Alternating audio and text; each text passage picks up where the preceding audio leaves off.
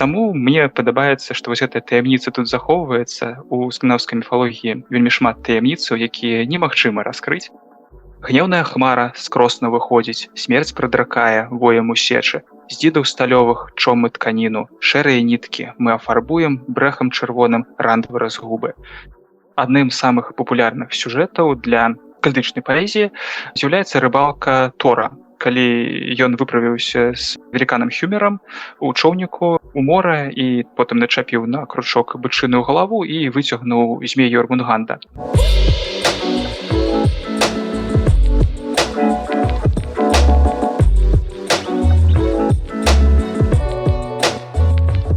Добрый дзень, шаноўнае гаспадарства. З вами падкаст «Так склалася гістарычна» і я, Дзягіль Ганна. Рада вас вітаць у нашым новым выпуску, які будзе прысвечаны неверагоднаму свету скандынаўскай міфалогіі.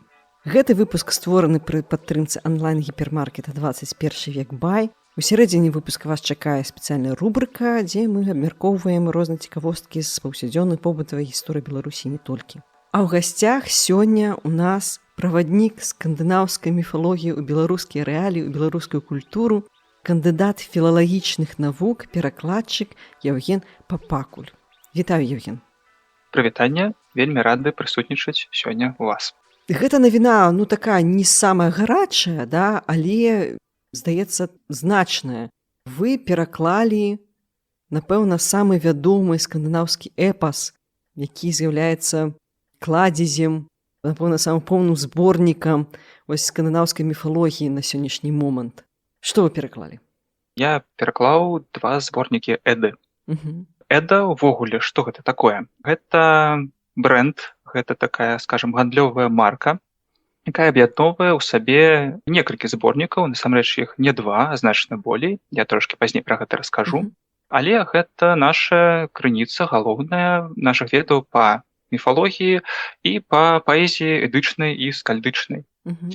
Там усё, што мы хочам знаць, што мы маглі б даведацца, вось там гэта ўсё ёсць. Усе аматары скандынаўскай міфалогіі карыстаюцца гэтым як проста нейкай настольнай энцыклапедыяй.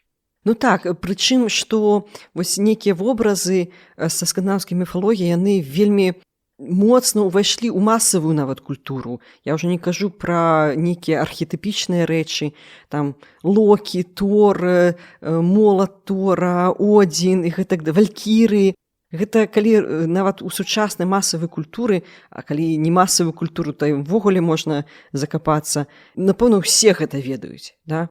Паходзіць гэта з 2, альбо колькі там крыніц, 2-3 зборнікі эдаў. Вось што яны сябе ўяўляюць? Што гэта за зборнікі? Як яны называюцца і колькі іх штук? Давайте, напэўна, па чарзе будзем разбірацца з гэтай не самай простай тэмай. Увогуле, эда, што гэта азначае? Таму што само слова ўсё чулі, а можа там ёсць нейкі сэнс у ім.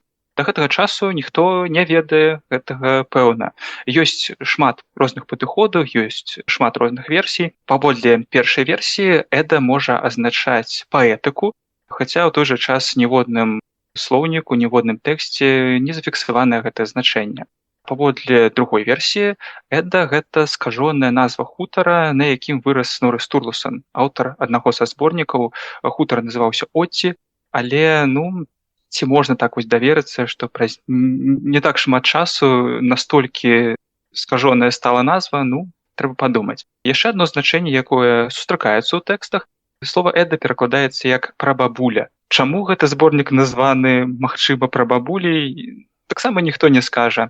Таму мне падабаецца, што вось гэтая таямніца тут захоўваецца. У скандынаўскай міфалогіі вельмі шмат таямніцаў, якія немагчыма раскрыць. І гэта добра. Хай яна так і застаецца, проста вось ёсць такая назва, і хай сабе і будзе.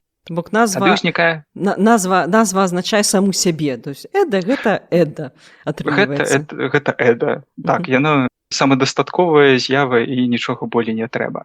У той жа час зборнікаў шмат. Увогуле я сёння раскажу сцісленька пра 6 зборнікаў эды, акрамя тых 2, якія самыя вядомыя. Прычым наконт нават самых вядомых таксама узнікаюць складанасці, таму што ёсць шмат падыходаў, а як жа іх называць?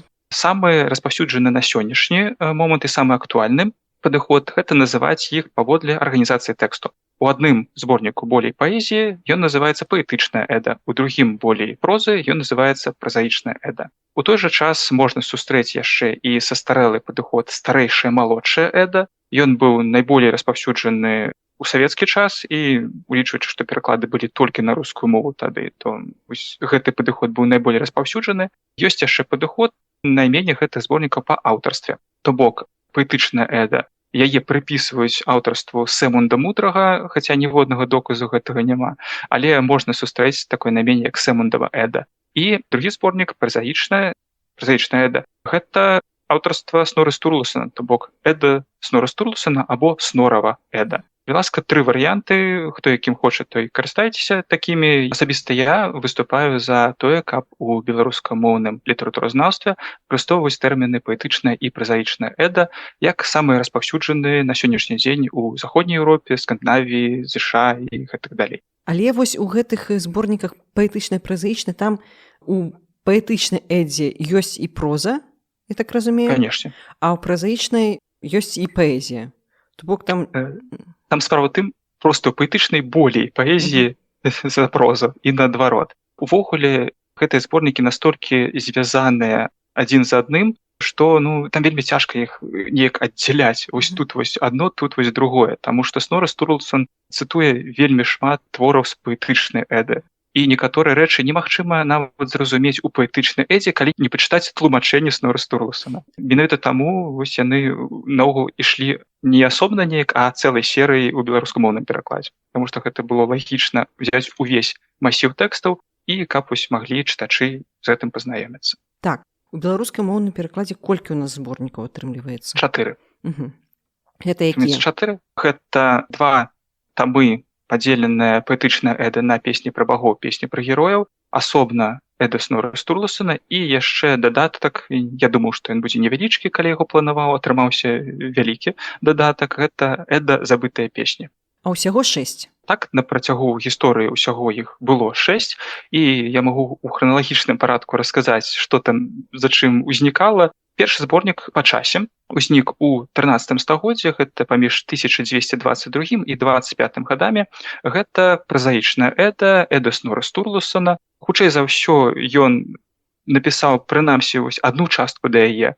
У любым выпадку ён спрычыніўся да стварэння гэтага зборніка. Наконт таго, ці з'яўляецца ён аўтарам усяго зборніка, тут пытання, няма гэтага доказу. Але гэта быў зборнік першапачаткова. Ён вядомы ў 4, напэўна, рукапісах, пачынаючы з 13 стагоддзя, арыгінал, на вялікі жаль, не захаваўся.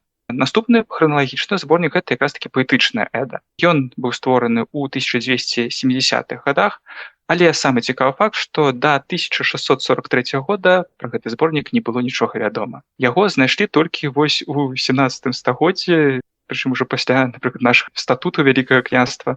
Гэта адбылося такім чынам, што жыў біскуп, якога звалі Брыньёльвур Свейнсон. Ён вельмі цікавіўся старажытнай ісландскай літаратурай, і вось ён шукаў розныя рукапісы. Яму пашанцавала знайсці вось гэты рукапіс. Тады вельмі хацелі знайсці штосьці такое, таму што у эдзе Снора Стурласана бачылі невялічкія ўрыўкі, цытаты, думалі, дзесьці ж ёсць вось галоўная крыніца. Знайшоў, патрымаў, паказаў трошкі ісландцам і падарыў дацкаму каралю Фрэдэрыку III у 1662 годзе. Цудоўна. І я спачатку думаў, як сумненька, вось, што так адбылося, а потым зразумеў, усё там добра адбылося. Па-першае, у Даніі гэта ўсё цудоўна захавалася, і гэты зборнік уключылі, скажу так, у навуковы абарот.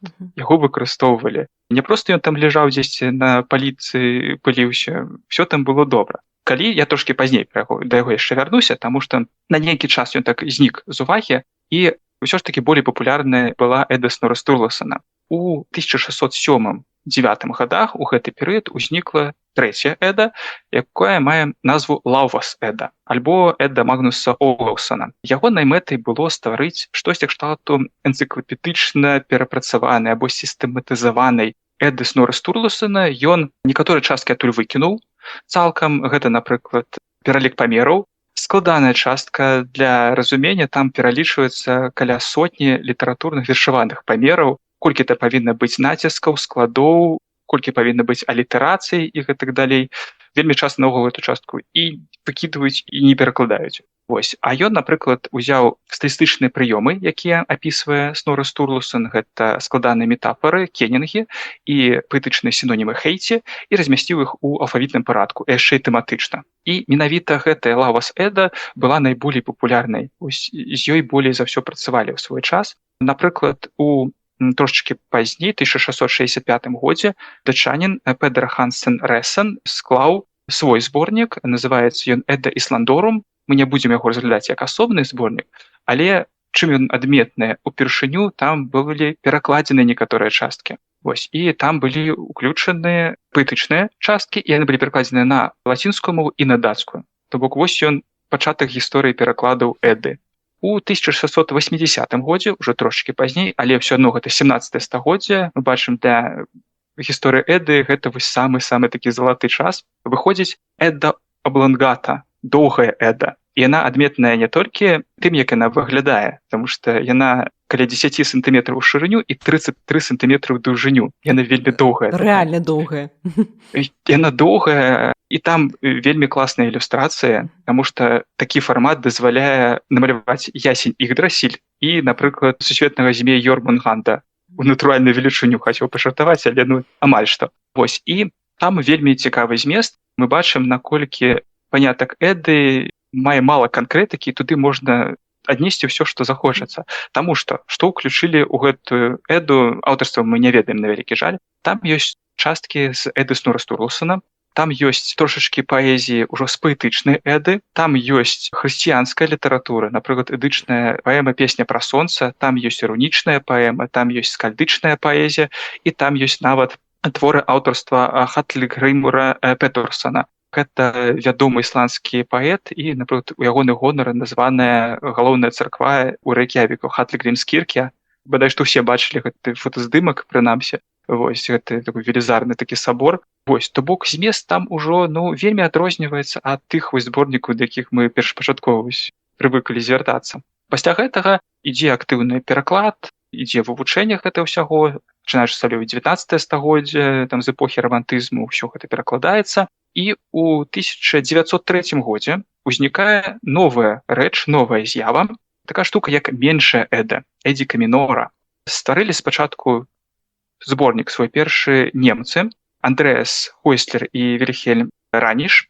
І справа ў тым, што яны туды ўключылі, гэта быў выключна паэтычны зборнік, яны туды ўключылі тыя песні, называюцца вісамі, асобныя, песні з легендарных сагаў.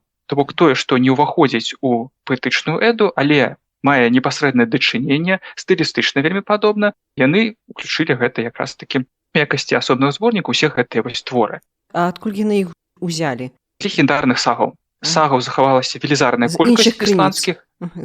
Так, то бок там звычайна ідзе проза, вельмі шмат прозы, і потым, напрыклад, а нехта сказаў вось тое, і ідзе паэтычная ўстаўка. Часам такіх уставак можа быць ледзьве не палова. Узяць, напрыклад, сагу пра Хервер і Хейдрика, там увогуле паэзіі ледзьве не болей, чым самой прозы непасрэдна. І вось гэтыя нямецкія спадары сабралі цэлы зборнік. Гэтая ідэя вельмі спадабалася шведскаму даследчыку і перакладчыку Оке Ольмарксу. Ён таксама свой зборнік з перакладам на шведскую мову таксама выдаў у 1955 годзе, а праз год, у 1956 годзе, выходзіць апакрыфічная Эда, аўтарства таго ж самага Оке Ольмаркса.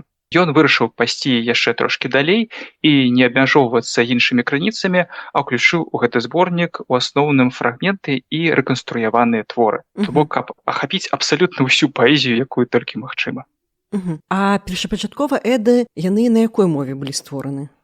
Яны на старажытна-ісландскай, яна ж старажытна-скандынаўская. Проста улічваючы, што ў асноўным рукапісы гэтыя ствараліся на тэрыторыі Ісландыі, вельмі часта яны называюць якраз такі мовай старажытна-ісландскай. А ў мяне такое пытанне ўзнікла. То бок першыя пераклады гэта 17 стагоддзе, 18 стагоддзе, так я разумею? Так, першы гэта на дацкую мову і на лацінскую мову. Некаторых частак гэта так 1665 год. А ці можна казаць, што да гэтага вось гэта старажытная скандынаўская мова была зразумелая, што да 17 стагоддзя не трэба было пераклады рабіць? Ці гэта не зусім так? Скажем так, гэтая літаратура была папулярная больш за ўсё ў Ісландыі. Ісландская мова вельмі мала змянілася да гэтага часу. Мгм. І там не трэба ні пераклады, нічога. Любы сучасны ісландзец можа спакойна ўзяць рукапіс 13 стагоддзя і прачытаць, і ўсё будзе зразумела. Датычна астатніх скандынаваў, яны зразумеюць шмат чаго, але ўжо з цяжкасцямі. Але тут, напэўна, пытанне ў тым, што не настолькі запатрабавана было тады чытаць гэты зборнік.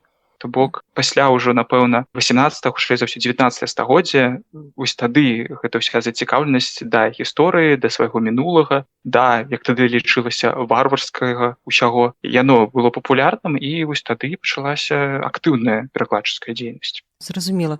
То бок гэта, можна сказаць, звязана з эпохай рамантызму таксама, гэта больш 19 стагоддзя, але калі пачалі вось казкі збіраць, вось гэта ўсё. Самае актыўнае, безумоўна, тады. Тады больш за ўсё пачало ўзнікаць перакладаў, тады ж узніклі і вось гэтыя ўсе стэрэатыпы, да якіх мы звыклі цяпер, рагатыя шлемы у вікінгаў, гэта ўсё адтуль. Таму там і плюсаў, і мінусаў хапае той эпохі рамантызму. Зразумела. То бок Эды, вось усе гэтыя зборнікі, гэта перш за ўсё паэтычныя крыніцы, гэта перш за ўсё літаратура.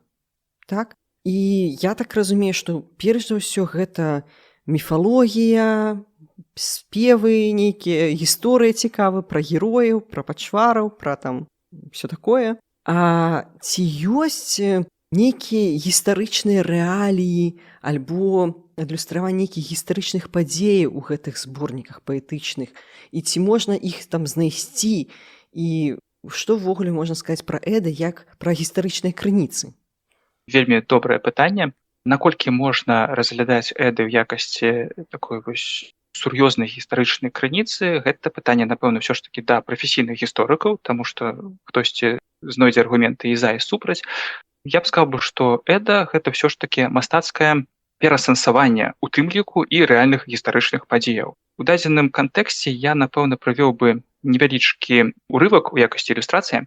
Ёсць цудоўная эдычная песня, яна называецца «Песня Дзіды», часам яе яшчэ называюць «Песня валькір'яў», і гэтая паэма ў вельмі вобразнай, хоць і вельмі крывавай, такой вось афарбоўцы, апісвае рэальныя гістарычныя падзеі, бітву пры Клонтарве, якая адбылася ў 1014 годзе, калі ірландцы біліся з вікінгамі.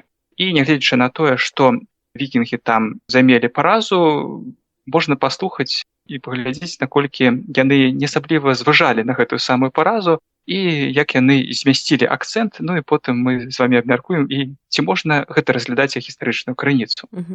Гнеўная хмара скросна выходзіць, смерць прадракае воем у сечы, з дзідаў сталёвых чом мы тканіну, шэрыя ніткі мы афарбуем брэхам чырвоным рандвы разгубы. Чэцца тканіна нашая з кішак, грузы вісяць з чалавечых галоваў, дзіды ў крыві замянілі навоі, зверху жалеза, стрыжні са стрэлаў, а падбіваем тканіну мячамі.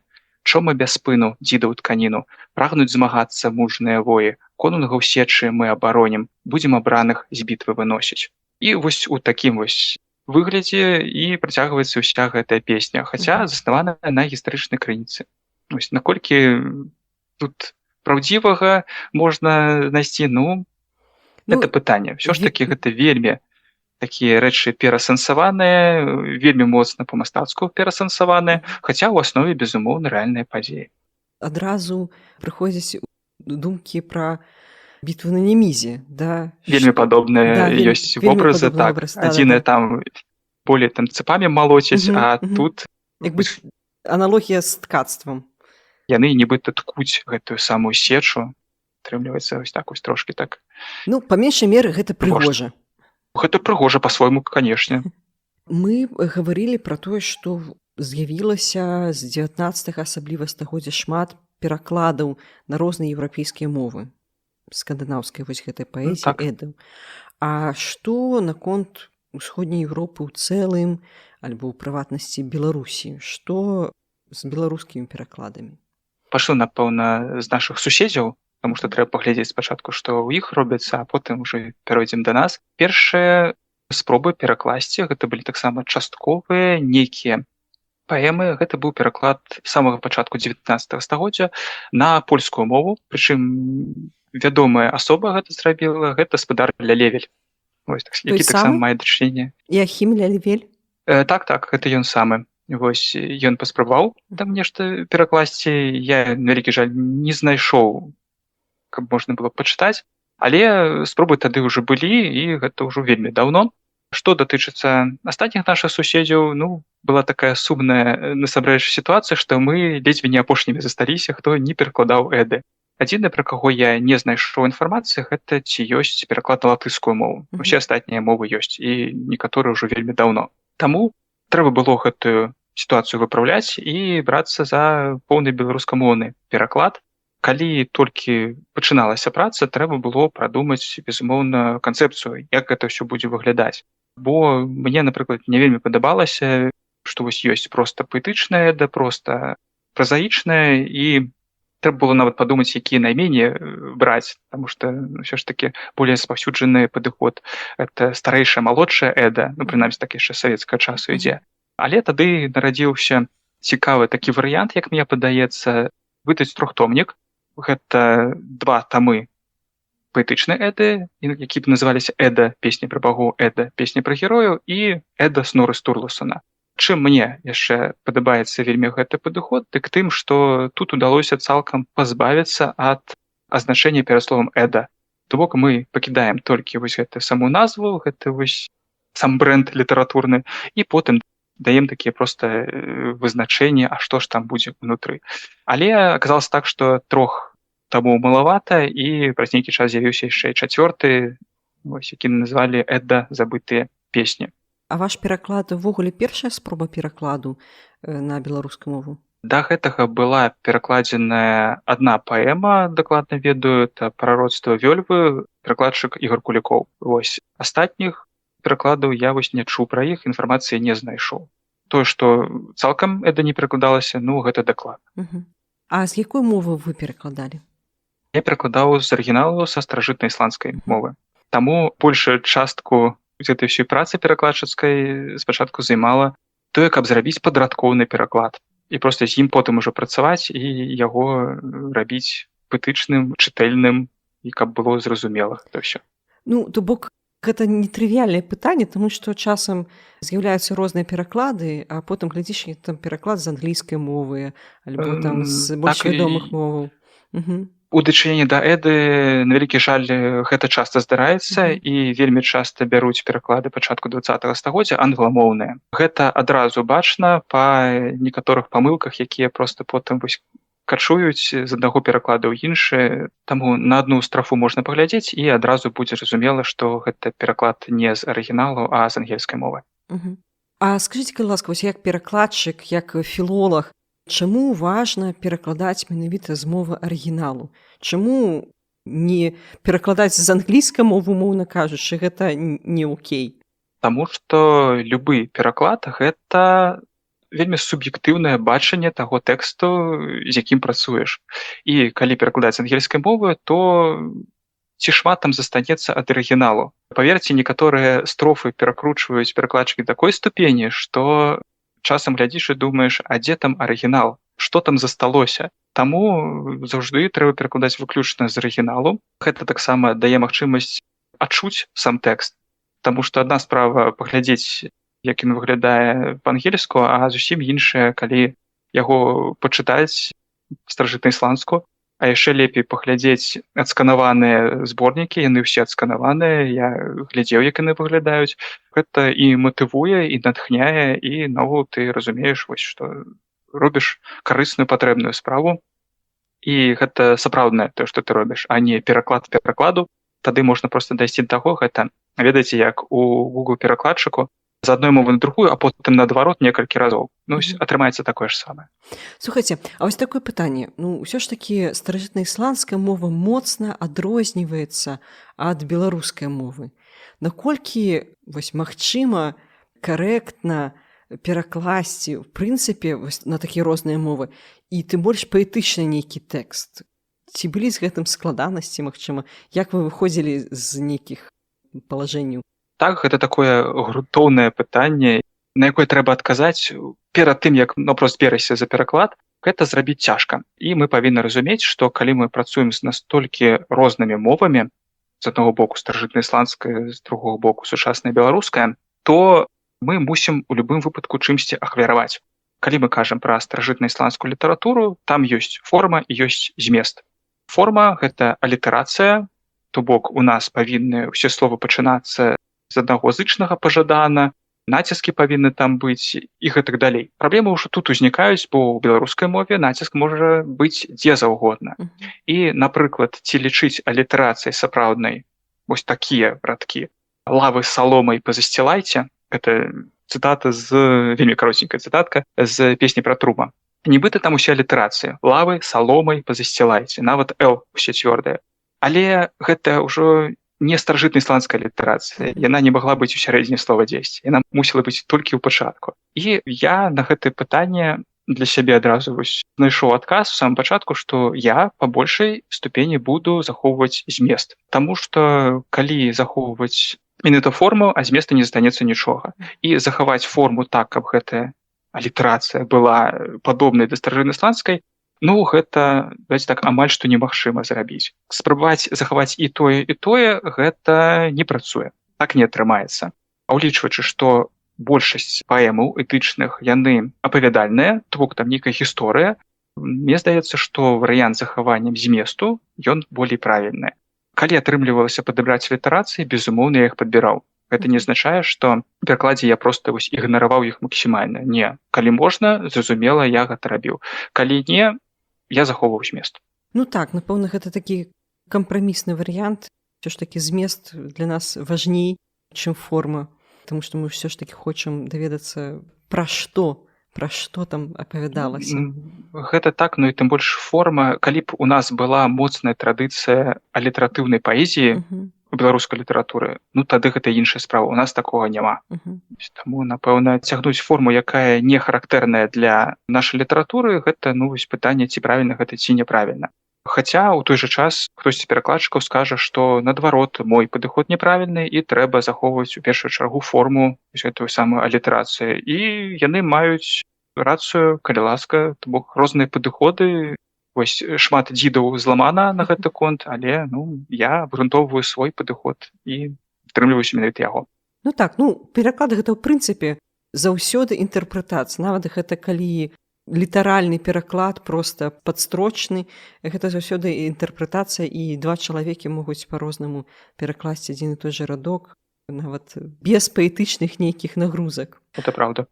А вось яшчэ такое пытанне. Вы казалі, што беларускі пераклад, ён поўны пераклад з'явіўся самым апошнім з нашых суседзяў. Калі ён самы апошні, так можа быць, беларусам можна было б карыстацца перакладамі нашых суседзяў? Навошта нам менавіта беларускі пераклад? Мне здаецца, не зусім карэктнае такое пытанне. Усё ж такі мы самастойная нацыя, і у нас цудоўная беларуская мова, і мы мусім мець усю літаратуру, которую магчыма перакладную на беларускай мове. Гэта асабіста я так мяркую. І зноў-такі вяртаемся да таго ж самага. Кожны перакладчык бачыць твор па-свойму. У нас адрозніваецца не толькі той, як перакладзена, адрозніваецца вельмі моцны змест, таму што акрамя класічных, скажем так, твораў з каралеўскага кодэксу, это той рукапіс, который быў падораны дацкаму каралю, у кожным са зборнікаў асобным пунктам, асобным такім раздзелам ідуць і паэмы з іншых крыніцаў. То бок, па змесце дакладна сярод нашых суседзяў беларускамоўнае выданне самае поўнае. Вось скажыце, калі ласка, нягледзячы на тое, што эды былі запісаны, напэўна, створаны на старажытна-ісландскай мове, яны адлюстроўваюць рэаліі толькі старажытнай Ісландыі, альбо яны маюць больш шырокі нейкі кантэкст? Яны маюць, безумоўна, шырокі кантэкст, не толькі Ісландыя. Ісландцы вельмі шмат падарожнічалі, як і большасць скандынаваў. І болей за тое, нават некаторыя рэчы, знаёмыя кожнаму беларусу, яны могуць сустрэцца і ў гэтых старажытных тэкстах. Некалькі прыкладаў магу такіх прывесці. 2 разы ў зборніках, ці нават 3 разы ў зборніках сустракаецца назва заходняя дзвіна, ці ў пераліку проста рэкаў, ці ў сувязі з нейкімі падзеямі. Напрыклад, калі Рагнар Ладброк, ён жа калматыя штаны, калі ён расказвае пра ўсе свае бітвы, якіх ён удзельнічаў, вось адна з іх адбылася на заходняй дзвіне. Таксама у скальдычнай паэзіі не раз і не 2 згадваюцца таксама некаторыя рэчы нам знаёмыя. І яшчэ адзін прыклад, калі Снора Стурлсон у сваёй эдзе цытуе Торліка Прыгожага ў раздзеле, прысвечанаму Кенігу мора і Хейсі мора, то Торлік выкарыстоўвае вельмі дзіўнае, такое нечаканае для Ісландыі найменне. Я зачытаю гэтыя 4 радкі. Шэрыя хвалі пену шчодра вакол разносяць. Палубы зубар зяе па залачонай пашчай. Палубы зубар — гэта складаная метафора, кенінг, які азначае карабель. Вельмі нечакана, што тут згадваецца зубар, звыклы для нас, таму што звычайна у якасці кенінгаў для карабля называюцца іншыя жывёлы. Гэта конь, паўночны алень, лось, радзей там выдра, напрыклад, і потым нейкая частка карабля. А тут вось зубар, значыцца, вось падарожнічалі па Еўропе кантынентальнай, бачылі і вось уражваліся гэтай немалой такой жывёлкай. І таксама, напрыклад, у кенінгах, которые абазначаюць Ісуса Хрыста, згадваецца ён як конунг Грэцыі Гардарыкі. Гардарыкі таксама гэта тэрыторыя, у якую ўваходзіла, напрыклад, і Полацкае княства. Ісус Христос там упамінаецца? Не толькі язычніцкі? Не. Там шмат хрысціянскага кантэксту. Пра гэта піша наўпрост сам аўтар, тое, што не варта хрысціянам верыць у тое, што тут напісана, але ён з такой любоўю піша пра ўсё язычніцкае, што думаеш, ці праўда ён там пісаў наконт таго, што не трэба гэтаму верыць. Вось. І там цэлыя раздзелы прысвечаны таму, як трэба ўслаўляць Ісуса Хрыста. Так, ўсё нармальна для Эды. Цікава. Мне стэрэатыпічны быў погляд, што гэта пра Одзіна, Тора і Локі і больш ні пра што. А тут, бачыце, яшчэ хрысціянская і пра іх таксама, але, напрыклад, я ўжо сёння згадваў доўгую Эду, у якую ўключаная песня пра сонца. Песня пра сонца напісаная цалкам у эдычнай манеры, гэтаксама як прамовы Высокага, то бок прамовы Одзіна. Але гэта на 100% хрысціянская паэма. І там расказваецца пра то, як чалавек памірае і што ён бачыць у тым свеце, і вось што там для грэшнікаў будзе, а што будзе для набожных людзей. Зразумела, што там не будзе такога, што вось там тут Беларусь, а тут вось гэта, там што назад такой не было тады. Але рэкі нам знаёмыя, жывёлы нам знаёмыя і некаторыя іншыя рэчы, так мы безумоўна там сустракаем. То бок нашы вікінгі і скандынавы, яны ўсё ж такі былі мабільныя рабяты і даплывалі да нас. Вельмі былі такімі рабятамі, усюды каталіся, усюды глядзелі, запаміналі і потым у сваіх песнях усё гэта потым расказвалі іншым. Гэта спецыяльная рубрыка, якую мы робім разам з інтэрнэт-гіпермаркетам 21век.бай. Мы толькі што гаварылі з нашым госцем пра скандынаваў і пра беларускія рэаліі, пра міфалогію, якая адлюстравана у эдычнай паэзіі. І мы гаварылі пра тое, што вось шмат якія вобразы, яны моцна ўвайшлі у масавую культуру. Адным з такіх вобразаў ёсць, напрыклад, Вальгала. Вось цікава, як уяўлялі сабе вікінгі, вось гэтыя ваяры, жыццё пасля смерці, вось ідэальнае жыццё пасля смерці. Вальгала ўяўляе сабой такі вялікую залю, куды пападаюць адабраныя Одзінам воіны, і іх дзень праходзіць як тыпова для воінаў.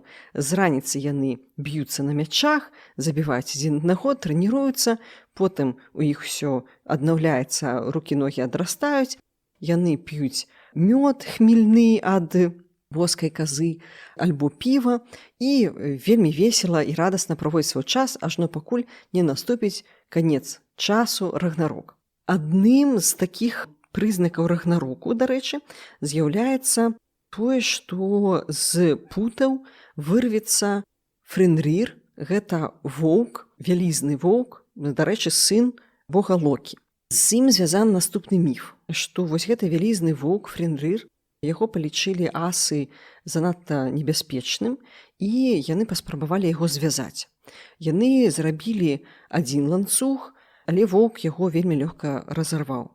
Тады яны зрабілі іншы ланцуг, які быў у 2 разы больш крэпкім, яго таксама Френрір разарваў. І тады усебацька, усеацец, Одзін, власна кажучы, ён адправіў замову для гномаў, якія зрабілі ланцуг з шуму кашачых крокаў, з жаночай барады, з каранёў гор, з мядзвежых жылаў, з дыхання рыбаў і з пцічай слюны. І вось гэты ланцуг, які называўся Глейпнір, ужо Фенрир не змог разарваць. Ну і, уласна кажучы, калі ён яго разарве, то гэта будзе прызнакам пачатку Рагнароку. Вось апошняй гэтай бітвы канца часоў. Ну, па шчырасці, я ў каталогу інтэрнэт-гіпермаркету 21 век не знайшла такіх экзатычных матэрыялаў, як дыханне рыбаў, але там ёсць шмат іншых матэрыялаў для будоўлі, там для іншых вашых заняткаў і шмат іншых тавараў. Таму, калі ласка, заходзьце, шукайце тое, што вам патрэбна, матэрыялы для будоўлі, альбо для вашага хобі, альбо іншыя тавары, і карыстайцеся, калі ласка, прамакодам «Дзягель», які дае зніжку 7% на ўсе тавары, акрамя і так акцыйных. Вось скажыце, калі ласка, зразумела, што гэта паэзія, нават калі гэта проза, гэта ўсё ж такі мова ідзе пра паэзію, пра літаратуру. Вы казалі пра кенінгі, так, такі прыём, складаныя метафары. А як можна ў цэлым ахарактарызаваць вось мову гэтай паэзіі? Яна там вельмі такая высокая, альбо былі асаблівасці нейкія? Насамрэч, вось ёсць такое меркаванне, што калі гэта, напрыклад, песні пра багоў, значыцца, гэта будзе штосьці неймаверна пафаснае, узвышанае, і мова будзе адпаведная. Але насамрэч мова хутчэй простая, яна хутчэй нейтральная, пазбаўленая ўсяго гэтага пафасу. І асабліва мяне здзівіў той факт, што багі часам вельмі любяць мацюкацца. І ў тых самых песнях пра багоў ёсць мацюкі, прычым вельмі такія жорсткія. За іх нават у тыя часы дазвалялася забіць і застацца непакараным, калі нехта так вось кагосьці называў. Тады тут узнікае пытанне, а як перадаваць такое на беларускую мову? Таму што калі паглядзець на пераклады на іншыя мовы, перакладчыкі стараліся неяк так гэты момант абмінуць, выкарыстаць словы кшталту баязлівец і гэтак далей. Але, ну, давайце так, калі настолькі нейтралізаваць гэтыя моманты, гэта таксама скажэнне арыгіналу, і гэта ўводзіць у зман чытачоў. Таму на дапамогу прыйшла сакавітая беларуская лаянка, і яна вельмі дапамагла гэтую самую сітуацыю выправіць. Вельмі цікава. Хочацца, канешне, прыкладаў пачуць, калі гэта магчыма. Ну, прыклады я, напэўна, не наважуся іх агучваць. Гэта ўсё можна пачытаць, таму што ўсё ж такі у нас культурная праграма. Але ў якасці, скажам, неабходнага кроку да таго, каб паказаць, што не ўсё так проста з старажытнай ісландскай літаратурай, і лексіка там выкарыстоўваецца розная. У беларускай моўным перакладзе гэта ўсё адлюстравана. Таму раю пачытаць, вось, і потым можна выказаць сваё меркаванне, ці пасуе, ці не. Насамрэч, гэта вельмі цікава, і я цалкам з вамі згодная, што трэба гэта адлюстроўваць, таму што гэта, ну, паказвае месца ў жыцці вось гэтай паэзіі, што гэта выкарыстоўвалі вось такія ваяры на пірах, напэўна. Ну, там яшчэ і справа ў тым, што светапогляд людзей таго быў часу такім, што яны не аддзялялі звышнатуральнае ад натуральнага. Ну і калі звычайны ісландзец з кімсьці, там, не ведаю, б'ецца, ці там вельмі моцна там сварацца, ну, наўрад ці ён будзе выкарыстоўваць узвышаную лексіку. Таму гэта ўсё перайшло і на прыходы багоў. Гэта, безумоўна, не азначае, што там на кожнай старонцы такое будзе. Гэта літаральна там 3-4 разы, і прычым амаль што заўжды ад спадара Тора. Вось ён там любіць моцнае слоўца. Ось, але гэта ёсць, таму што людзі заўжды атаясамлялі сябе з багамі і пераносілі свой лад жыцця на іхні. Дзякуй, вельмі цікава. А вось вы раней выкарыстоўвалі такі тэрмін, як эдычная і скальдычная паэзія. Ці ёсць розніца паміж гэтымі тэрмінамі і у чым яна выражаецца? Хто такія скальды? Ну, эда зразумела, а хто такія скальды? Скальды, гэта, кажучы сучаснай мовай, гэта паэт. Гэта паэт, вельмі часта яны былі пры дварах конунгаў, ярлаў і атрымлівалі яшчэ грошыкі за свае песні. Удалыя, за няўдалыя атрымлівалі зусім не грошыкі, а зусім іншыя. У літаратуразнаўстве гэтыя тэрміны раздзяляюць. Эдычная і скальдычная паэзія, хаця мне не вельмі падабаецца такі падзел. Таму што і этычныя паэмы таксама складалі скальды. Яны не з неба зваліліся, дзесьці там пад хмызом іх знайшлі. Вось, гэта ўсё былі скальды, проста мы не ведаем іхніх імёнаў. Бо звычайна, калі мы маем справу са скальдычнай паэзіяй, мы вельмі часта ведаем, хто склаў тую ці іншую вісу, вось гэтую самую песню. Скальдычная паэзія мае болей жанраў, яна болей узвышаная часцей за ўсё. Напрыклад, там ёсць такія жанры, як драпа ці флок, вось там з прыпевам ці без прыпеву. Калі трэба было ў песні паказаць усе перавагі кагосьці там з ваяроў ці там конунга ці кагосьці яшчэ. Вось, і нібыта скальдычная паэзія болей складаная стылістычна, то бок там болей будзе кенінгаў і болей будзе хейце, гэтых самых паэтычных сінонімаў. Але ў той жа час адным з самых папулярных сюжэтаў для скальдычнай паэзіі з'яўляецца рыбалка Тора, калі ён выправіўся з веліканам Хюмерам у чоўніку у мора і потым начапіў на кручок бычыную галаву і выцягнуў змей Йормунганда. Глядзім у паэтычную Эду. Там ёсць песня пра Хюмера, дзе апісваецца гэткі ж самы сюжэт, і прычым гэтая песня вельмі моцна адрозніваецца стылістычна ад астатніх эдычных, якраз такі колькасцю кенінгаў. І тут тады будзе пытанне. Яна этычная ці яна ўсё ж такі скальдычная. І, напрыклад, драпа пра Тора, гэта ўжо тое, што адносіць вось заўжды да скальдычнай паэзіі. Вось у чым паміж імі розніца? Таму што сюжэт вельмі блізкі, кенінгаў і там шмат. Ну, напэўна, трошкі болей так мудрагеліста у драпе пра Тора, але не настолькі, каб там проста катастрафічная была розніца. І ўвогуле, вяртаючыся да тых момантаў, якія ўжо сёння мы абмяркоўвалі, зборнік «Доўгая Эда». Там назва Эда, і там, калі ласка, ёсць і эдычная, і скальдычная паэзія. Хутчэй за ўсё можна разглядаць Эду як частку непасрэдна скальдычнай паэзіі, вось, але з тым улікам, што яна проста ананімная. Мы проста не ведаем аўтарства. Вось і ўсё.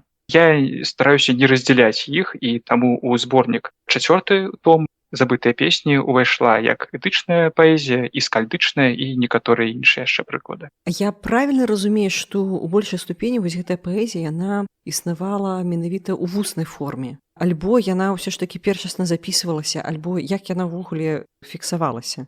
Яна часцей за ўсё нехта нешта казаў, але нейкім дзіўным чынам, для мяне незразумелым, яна вельмі хутка потым і запісвалася. Таму што ў тым жа зборніку Снора Стурлусана там ці не па 350 прыкладаў з аўтарствам «Хто што сказаў». Вось, і як там вось такі вось скальд назваў, напрыклад, мора, альбо як ён назваў сонца. Фіксавалася ўсё, што можна, і болей за тое цяпер ёсць онлайн розныя архівы, дзе сабрана ўсё толькі што магчыма, і там вялізны аб'ём інфармацыі па скальдах. Цікава. Гэта цікавы механізм. Як бы вусна, але фіксавалася. Ну, вось так яны, напэўна, вельмі падабалася тое, што рабілі і вось запісвалі. За гэта ім вялізны дзякуй, бо ну так. Праз гэта ўсё это захавалася, і мы цяпер маем цудоўную магчымасць абмяркоўваць гэта ўсё. А вось скажыце, калі ласка, а ці была нейкая эвалюцыя вось гэтай эдычнай, скальдычнай паэзіі? Альбо вось гэтыя формы, якія самыя старажытныя і нейкім чынам выпрацаваліся, яны так і захоўваліся ў традыцыі? Насамрэч, эвалюцыя была, і гэтыя, можа быць, нават не столькі творы самі, але форма, калі мы кажам пра Эду, часцей за ўсё выкарыстоўвалася форма, якая называлася форнюр-дзіслак. Гэта старажытны памер, гэта звычайна 8 радкоў, і там пэўная ёсць структура па націсках. І яна з'яўляецца вось тыпово эдычнай, але яна была вельмі папулярнай ажно да 17-18 стагоддзяў. І яна захавалася ў вельмі цікавай групе твораў, які называюцца па-ісландску сакна-квайзі, та казачныя песні. Звычайна яны разглядаюцца як калыханкі, проста такія казачкі для дзяцей, але калі на іх паглядзець уважліва, то вельмі шмат агульнага і з вось такой той самай сапраўднай Эдай. Нават болей за тое, некаторыя з казачных песень да 20-го стагоддзя уключалі ў збор паэтычнай Эды. Іх усяго 10 гэтых вось твораў, і яны ўсе перакладзены на беларускую мову. Вось іх можна знайсці ў забытых песнях у зборніку, і болей за тое, што яны на сённяшні дзень перакладзены толькі на беларускую мову ў поўным аб'ёме. Іх усяго 10, вось, і усе яны ў нас ужо ёсць. Астатнія мовы пакуль яшчэ пацягваюцца, можа, калі-небудзь таксама пацягнуцца да нас. Што самае цікавае ў гэтых казачных песнях, у песні пад назвай «Сон Катлы» вельмі цікавае завяршэнне. Там аўтар з такой самай іроніяй кажа, што ягоныя песні значна саступаюць эдычным, але ўсё адно вось гэтая сувязь прасочваецца. І З вашага дазволу я зачытаю гэтую самую канцоўку, яна вельмі хораша ілюструе гэта ўсё. Зараз жа я завяршу сваю песню. Доўга яе давялося вам слухаць. Так, не было ў ёй кенінгаў з Эды і пра багоў ды герояў гісторый. Гэтай паэме не параўнацца з творамі слынных скальдаў даўнейшых. Дзеці такога не зразумелі б. Большасць дарослых, па праўдзе, таксама. З гэтай прычыны песня пра Катлу можа падацца простай занадта. Хай жа натхненне, радасць і ўдача нас аніколі не пакідаюць. Бог гэта такі сімвалічнае завяршэнне эдычнай традыцыі, там, дзе ўжо аўтар сам прызнаецца, што па стылістычным узроўні, па ўзроўні майстэрства ён не дацягвае да таго, што было раней, і вось такая прыгожая кропка ў гэтай традыцыі, якая ўсё ж такі праіснавала да 17-18 стагоддзя. Ну так, то бок ужо і дзецям гэта складана слухаць будзе эдычную паэзію, і дарослым па шчырасці, паклаўшы руку на сэрца, ўжо таксама. Так, але ўсё ж такі гэта вельмі цікавая і эдычная, і вось гэтыя казачныя песні. Там і складанасцяў, і цікавостак хапае пароўну. І там, і там. А вось скажыце, калі ласка, міфалогія, вось гэтыя вобразы міфалагічныя, яны працягвалі існаваць, напэўна, але ў нейкай іншай форме. Так, ужо скальдычная, эдычная паэзія, магчыма, недзе там на другі план адыходзіць, але яно ж нікуды не падзелася. Безумоўна, яно нікуды не падзелася. Калі мы возьмем тыя самыя казачныя песні, там адзін з галоўных персанажаў і адна з галоўных лакацый гэта Альфхейм. То бок гэта альвы. Альфхейм, канешне, яны ўжо трошачкі такія бліжэйшыя да баладных эльфаў, але ўсё ж такі. І вось гэтая група твораў, яна з'яўляецца нібы такім пераходным, не жанрам, безумоўна, але проста пераходнай групай ад эдычнай скальдычнай паэзіі да народных баладаў. Народныя балады таксама ахвотна пераймалі, безумоўна, ўжо такой перапрацаванай форме і сюжэты, і вобразы з эдычнай скальдычнай паэзіі. Болей за тое, у скандынаваў захавалася дзве такімі з агаворкамі трошачкі, я раскажу чаму, але дзве міфалагічныя балады. Першая балада гэта дацкая балада Тор з Хаусгарда. Тут адразу з назвы можна зразумець, што там за Тор і што Хаусгард гэта Асгард. Там наўпрост узялі вось гэты вось сюжэт з эдычнай песні пра Трума. Гэта самая, напэўна, жартаўлівая, самая вясёленькая эдычная песня з усіх. Там, дзе трэба вяртаць молат Мьёльнір Тору, і таму ён вымушаны апрануцца нявестай і паехаць да велікана Трума. І потым, як ён там здабываў свой молат. Па сутнасці, сюжэт ідэнтычны і ў баладзе. Часам там слова ў слова паўтараецца, адзінае, што там ужо ўлічваюцца асаблівасці балады як жанру. Там будзе рыфма, там будзе ўжо не фурнюрдзіслах і не эдычныя памеры, а ўсё ж такі сваё і, безумоўна, тыповы для баладаў прыпеў. Але так абсалютна ідэнтычныя яны. Яшчэ адзін прыклад, які можна прывесці такого міфалагічнага запазычання, это фарэрская балада «Пасма пра Локі». Локі таксама вядомы персанаж. Адзінае, мы не ведаем вось гэтага сюжэта, ён, напэўна, не захаваўся проста, бо там нейкая была прыгода у Одзіна, Локі і Хёнера.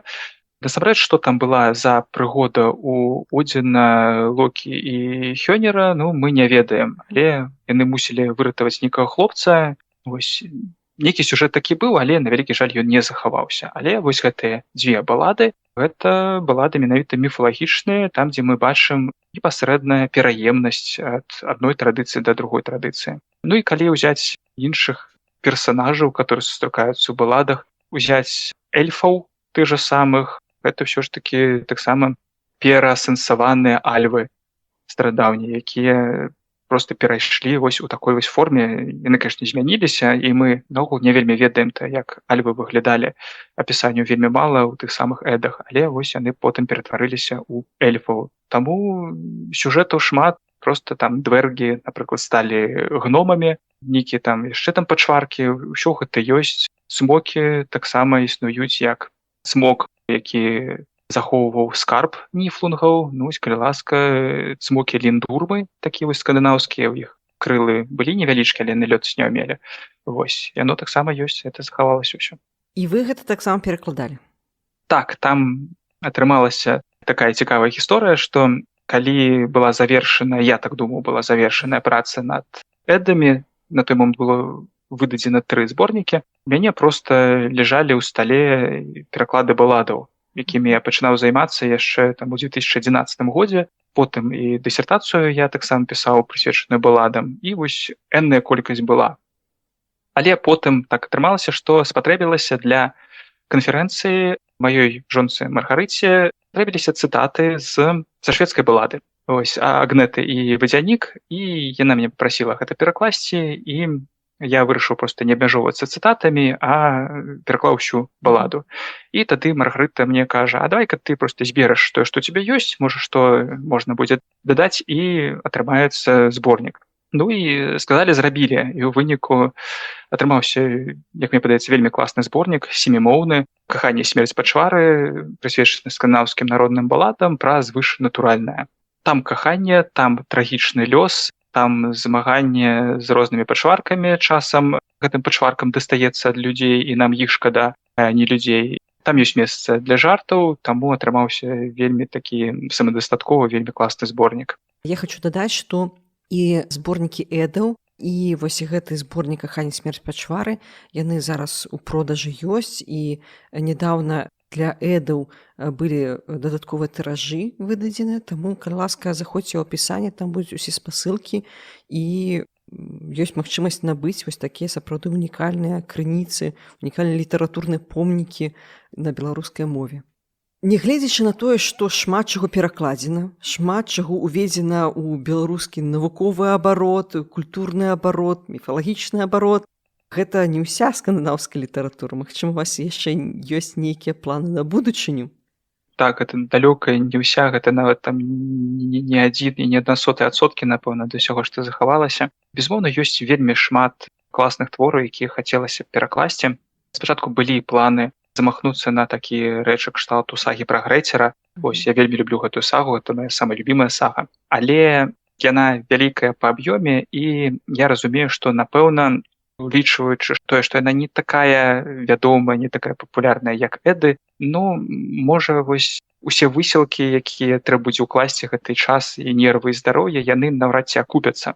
Таму я, напэўна, засяроджуся ў бліжэйшым часе на болей такія невялікія праекты. «Каханне і смерць пачвары» вельмі цёпла прынята чытачамі, мяне гэта радуе. Таму на наступны год запланаваны другі баладны зборнік. Пакуль не раскажу, пра што ён будзе, але канцэпцыя вельмі цікавая. Вось, і таксама бліжэйшым часам выйдзе адна невялічкая сага. Вось гэта тое, што ўжо дакладна хутка будзе, таму раю сачыць за навінамі. Лагічнае пытанне, дзе сачыць за навінамі? Сачыць за навінамі на сайце цудоўнага выдавецтва «Тэхналогія», з якімі я супрацоўнічаю, дзякуючы якім вось і дадатковыя наклады выходзяць эдаў. Можна таксама ў мяне на старонцы ў Фейсбуку, я заўжды там дзялюся ўсімі самымі актуальнымі скандынаўскімі навінамі. Супер. Усе спасылкі будуць у апісанні. Абавязкова заходзьце ў апісанні. Дзякуй вялікі за вельмі цікавую размову. Я спадзяюся, у нас з'явіцца яшчэ больш класных перакладаў цікавай паэзіі. Плёну вам, і я спадзяюся, наступным разам мы пагаворым ужо пра новыя нейкія вашы пераклады, новыя вашы праекты. Вялікі дзякуй. Вельмі рады быў сёння выступіць, падзяліцца тым, што накапілася у мяне за весь гэты час. Ну і так, спадзяюся, штосьці новенькае, цікавенькае абавязкова будзе. Дзякуй. Дзякуй вялікі, што паслухалі гэты выпуск. Калі вам цікава скандынаўская міфалогія, калі вам цікава скандынаўская культура, калі ласка, пішыце каменты, дзяліцеся з сябрамі гэтым выпускам. Гэта ўсё будзе матываваць на далейшую працу і мяне, і маіх гасцей. Я вельмі ўдзячна ўсім, хто слухае падкасты, усім, хто дзеліцца з сябрамі ім, усім, хто піша каменты, усім, хто ставіць лайкі. Гэта вельмі дапамагае ў прасоўванні кантэнту, у распаўсюджванні яго. Я вельмі добра гэта бачу па статыстыцы. Гэта вельмі прыемна і вельмі матывуе далей шукаць цікавыя сюжэты цікавых людзей. Таксама я шчыра ўдзячная патронам на платформе Patreon, якія падтрымліваюць падкаст грашыма, і спонсараў на платформе Buy Me Coffee, якія таксама вельмі падтрымліваюць мяне. Дзякуй вам вялікі, мне вельмі прыемна і вельмі матывуе да далейшай працы. Да новых сустрэч і да пабачэння.